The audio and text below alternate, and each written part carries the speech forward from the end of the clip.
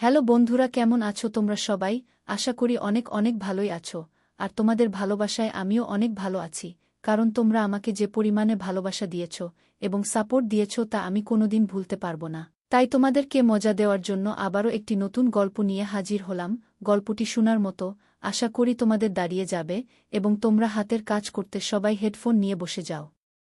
আমি আপনাদের মাঝে রোমান্টিক আমার জীবনে যা ঘটেছে ভালোবাসার কাহিনী বলবো। আমার নাম রেজাউল হোসেন। আমি যখন কলেজে পড়ে এই সময় এর সাথে আমার সম্পর্ক হয়। মেয়েটি ছিল হিন্দু, আমি ছিলাম মুসলমান। এই কথাটি মেয়েটির সাথে যখন তোমার গভীর ভালোবাসা হয়ে যায় তখন আমাকে বলে। আমি কিন্তু হিন্দু, আমি নেটে কথা বিশ্বাস করিনি। আমি জানি মিটে মুসলমান, তাই আমি বিশ্বাস করিনি। হঠাৎ একদিন, মেয়েটির নাম সীমা, হঠাৎ একদিন মেয়েটি আমাকে বলে আজকের আমার সাথে কলেজ ছুটি হওয়ার পর দেখা করবে।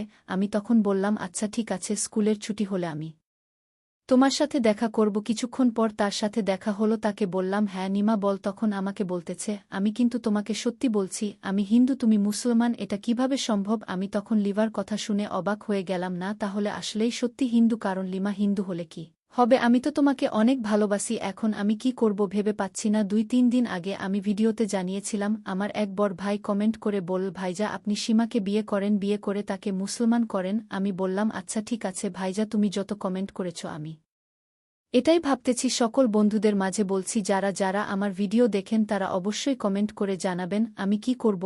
আমি এখন ভাবতেছি মেয়েটির নাম লিমা, সেটা কিন্তু আপনাদেরকে আমি বলছি। ভিডিও দেখেন কিছু ভাইয়াকে আমি অ্যান্সার দিয়েছিলাম হ্যাঁ ভাইজা আমি তাই করব, নিমাকে বিয়ে করব। মাকে কিছুক্ষণ পর আমি বললাম নিমা তুমি হিন্দু হও, যেটাই হোক আমি তোমাকে চাই, আমি তোমাকে ছাড়া বাঁচব না। লিবা তখন বলে ঠিক আছে রেজাউল, আমি তোমাকে চাই, কিন্তু তাহলে কেমনে আমাকে বিয়ে করে তোমার বাড়িতে নিয়ে যাবে? আমি তখন বললাম আমি আজ আমার বাবা কি বলবো, লিমা নামে মেয়েটিকে আমি ভালোবাসি, মেয়েটিকে ছাড়া আমি বাঁচব না। দেখি তারপর বাবা কি বলে, কাল তোমাকে জানাবো। গতকাল আবার দেখা হয় লিমার সাথে। লিমা তখন বলল তোমার বাবাকে বলেছিলে? আমি তখন বললাম হ্যাঁ বাবাকে বলছি, মামু বলছে ঠিক আছে, আমি একটা বলিনি তুমি যে হিন্দু। তখন লিমা বলে তুমি কেন বলনি? আজ এখন এই মুহূর্তে তোমার বাবাকে ফোন দিয়ে বলবে লিমা কিন্তু হিন্দু, তোমার বাবা কি বলে আমি শুনব। আমি কিছুক্ষণ পর বাবাকে ফোন দেই, বাবা লিমা কিন্তু হিন্দু। বাবা তখন বলে এটা আমার সমাজের মেনে নিবে না, তাহলে কেমনে কি করবা? আমি তখন বাবাকে বললাম বাবা নিমাকে বলবো আমি লিমা যেন মুসলমান হয়ে যা। তখন বাবা বলে ঠিক আছে লিমা যদি রাজি হয় তাহলে সমস্যা নেই। কিছুক্ষণ পর লিমাকে আমি বললাম লিমা তুমি তো আমার জন্য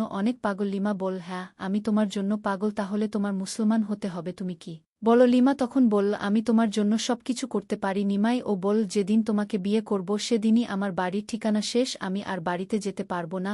আমি তখন বললাম লিমা তুমি কোনো টেনশন করো না, তোমার বাড়িতে আর যেতে হবে না, আমি আমার বাড়িতে রাখব কিছুদিন পর লিমাকে আমি বিয়ে করি, বিয়ে করার পর তোমাকে আমি মুসলমান তৈরি করি। লিমা মুসলমান হয়ে গেল, আজ থেকে লিমা মুসলমান, তার নাম রাখলাম খাদিজা। এখন থেকে আমরা লিমা মনে টানে ডাকি না, আমরা তারে ডাকি খাদিজা বলে। আমি খাদিজাকে নিয়ে সুন্দরভাবে ঘর সংসার করতেছি, আমাদের জীবনটা সুন্দরভাবে চলতেছে। খাদিজা এখন 5 ওয়াক্ত নামাজ আদায় করে, আমিও 5 ওয়াক্ত নামাজ আদায় করি। গল্পটা যদি ভালো লেগে থাকে তাহলে অবশ্যই কমেন্ট করে জানাবেন। মেয়েটিকে বিয়ে করে ভালো করেছি খারাপ করেছি, আপনাদের অপেক্ষা রইলাম, কমেন্টের অপেক্ষায়, লাইকের অপেক্ষায়, শেয়ার করার অপেক্ষায়। আমি নতুন নতুন গল্প নিয়ে আসব আপনাদের মাঝে। আবার দেখা হবে পরবর্তী গল্পের মাঝে, অপেক্ষা করবেন। ভালো থাকবেন বন্ধুরা।